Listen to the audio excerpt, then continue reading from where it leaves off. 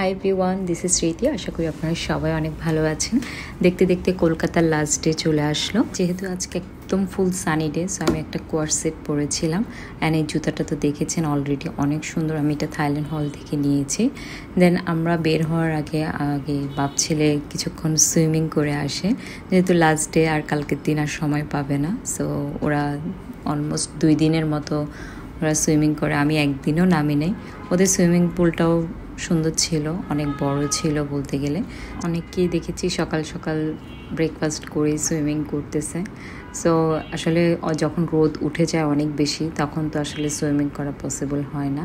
So এই জন্যই সবাই সুন্দর করে ব্রেকফাস্ট করেই সুইমিং করতেছেন। আমার ছেলে মাশাআল্লাহ অনেক এনজয় করছে ও সুইমিংটা। দেন আমরা সুইমিং আমার ছেলে শেষ করার পরে দেন আমরা বের হয়ে গিয়েছি। অ্যান্ড বের হতে হঠাৎ দেখি যে ট্রাম। সো আমি আসলে ফার্স্ট টাইম আমি ট্রাম দেখছি, অ্যান্ড একদমই অল্প সময়ের জন্য বলতে গেলে। সো এতদিন আমরা যে এতটা দিন ছিলাম তখন কিন্তু আসলে চোখেই পড়েনি বলতে গেলে। অ্যান্ড এই ফার্স্ট টাইম দেখা। সো অনেকক্ষণ আমি দাঁড়িয়েছিলাম যে এটা কীভাবে চলে দেখবো, বাট দেখি যে এটা একদমই দাঁড়িয়ে আছে। তো এরপর আর সময় নষ্ট না করে আমরা পাশেই মেট্রো স্টেশন, এই স্টেশন স্প্লেন্ডেড স্টেশন। এটা হচ্ছে আপনার ঠিক নিউ মার্কেটের আগের স্টেশনটা, আর আমাদের হোটেল থেকে একদমই কাছে। সো ওখানে যাওয়ার পরে ওদের একটা এমপ্লয়িকে আস্ক করি। দেন উনি বলে যে আমরা যাচ্ছিলাম অ্যাকচুয়ালি সল্ট লেক যেতে চাচ্ছিলাম। দেন ওনাদের এমপ্লয়ি বললো যে আসলে সল্ট লেক এই স্টেশন থেকে যাওয়া যাবে না, আপনারা শিয়ালদা স্টেশন থেকে যেতে পারবেন। দেন আমরা একটা ট্যাক্সি নিয়ে শিয়ালদা স্টেশন চলে যাই। অ্যান্ড এই স্টেশনের টিকিট হচ্ছে ঠিক এরকম, আমাদের দেশে যেরকম কার্ডের মতো এরকম না, এদের হচ্ছে এরকম পেপারের মতো। দেন স্টেশনটা দেখতেও আমার কাছে বেশ ভালো লেগেছে। এটা মেবি মনে হচ্ছে যেটা স্প্লেন্ডেড স্টেশনের পরে হয়েছে, এই জন্য এটা অনেকটা নতুনের মতোই আছে দেখতে। দেন আমাদের একদমই বেশিক্ষণ ওয়েট করেনি, আমরা টিকিট কেটে নিচে নামতে নামতেই দেখি যে মেট্রো দাঁড়িয়ে আছে। আসলে আজকে আমাদের প্ল্যান ছিল যে আমরা মেট্রোতে করে যেখানে যাওয়া যায় সেখানেই যাব। সো ওই প্ল্যান করে আসলে আমরা বের হয়েছি। অ্যান্ড অল্প একটু ওদের মেট্রোটা অ্যাকচুয়ালি মাটির নিচ থেকে স্টার্ট হয়, দেন একটা দুটো স্টেশন পরে এটা আবার উপরের দিকে উঠে, দেন এটা এখন উপরের দিকেই উঠে যাচ্ছে।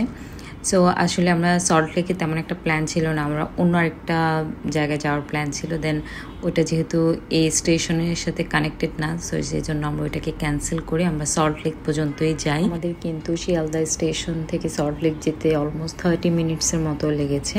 অ্যান্ড ট্রেন বেশ ফাঁকাই ছিল ওই টাইমটাতে, মেবি ওদের ফাঁকাই থাকে, সকাল টাইমে অনেক বেশি ভিড় থাকে।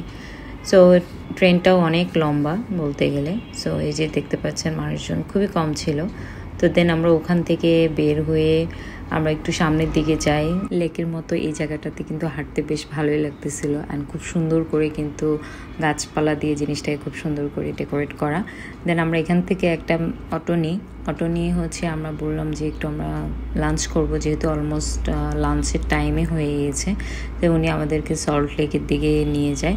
দেন ওখানে আসলে আমরা তেমন একটা খাওয়ার পাইনি। আবাসিক এলাকা দেখলাম, খুবই ভালো লেগেছে, একদম নিরিবিলি। দেন ওখান থেকে আমরা চলে আসি সিটি সেন্টারেও কিন্তু আপনার মেট্রো স্টেশন আছে। সো চাইলে কেউ আপনারা শিয়ালদা থেকে ডিরেক্ট সিটি সেন্টারও আসতে পারবেন। দেন আমরা এখানে সিটি সেন্টারে আসি। সিটি সেন্টারে আসলে কোনো প্ল্যানই ছিল না, আসলে হুট করে যেটা হয় আর কি, প্ল্যান ছাড়া আসা।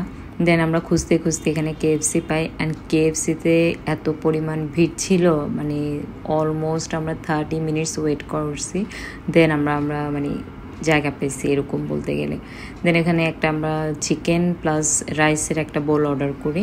ওটা খাওয়া দাওয়ার পরে ঠিক নিচে নামার পরে দেখি যে বাচ্চাদের এরকম খেলার একটা প্লেস। দেন ওখানে আমার ছেলে করে এই গাড়িটা অ্যাকচুয়ালি হচ্ছে রিমোট কন্ট্রোল। সো ও মনে করছে যে ও নিজে চালাবে, সেরকম সিস্টেম না, এটা আসলে রিমোট কন্ট্রোল টাইপের। দেন ও 10 মিনিট ওঠার পরে নেমে যাওয়ার পর বলতেছে, মা এটা তো হচ্ছে রিমোট কন্ট্রোল, আমি তো মনে করছি এটা আমি নিজে চালাইতে পারবো। যাই হোক, দেন ওখানে দেখলাম যে অনেক ফুচকার দোকান দেখা গেল। দেন এই যে মেট্রো স্টেশন, এটার কথাই আমি বলছি। ওখান থেকে আমরা একটু শপিং মলটা ঘুরে দেখি। শপিং মলটা আমার কাছে এখানে কিন্তু অনেক ডিফারেন্ট লেগেছে, এটা অন্যান্য মলের মতো না। সো এটা আমার কাছে অনেক ভালো লাগছে। আমি যতটুকু ঘুরে দেখলাম অনেকগুলি ব্র্যান্ডের শপ আছে, এখানে স্টারবাকসও দেখলাম। দেন এখানে এসে এই প্লেসটাতে আমরা বেশ কিছুক্ষণ বসেছিলাম, ভালোই লাগতেছিল যেহেতু বিকেল হয়ে গেছে বলতে গেলে, অ্যান্ড জায়গাটাও অনেক সুন্দর। দেন এখন আমরা চলে যাচ্ছি হচ্ছে মেট্রোতে করে আবার চলে যাব নিউ মার্কেট এরিয়াতে। নিউ মার্কেট এরিয়াতে যাব, এটা আমাদের ফার্স্টে প্ল্যান ছিল। দেন আমরা প্ল্যান আবার চেঞ্জ করি, এখান থেকে আমরা শিয়ালদা পর্যন্তই আমরা আসলে যাই। অ্যান্ড এই সময় এত মানুষ ছিল, ওদের মেবি এই সময় অফিস মানে ছুটি হয়, অনেক মানুষ ছিল।